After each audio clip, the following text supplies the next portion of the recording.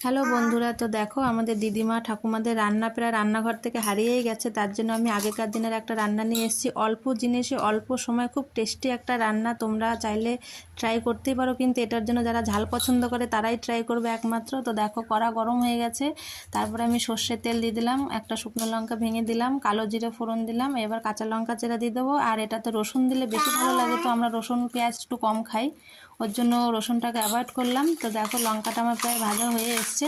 এবার কচু পাতাটাকে কেটে ধুয়ে নিয়েছিলাম, এটাকে না কাটলেও হয়, গোটা গোটা দিয়ে দিলেও পুরো গলে যাবে, তো আমি একটু আজকে কেটেই নিলাম। তো দেখো আমি কচু পাতাটা দিয়ে দিলাম এর মধ্যে, এবারে অল্প নুন দিয়ে দেবো, তারপরে নাড়াচাড়া করে তারপরে আমি একদম হালকা আঁচে ঢেকে রেখে দেবো।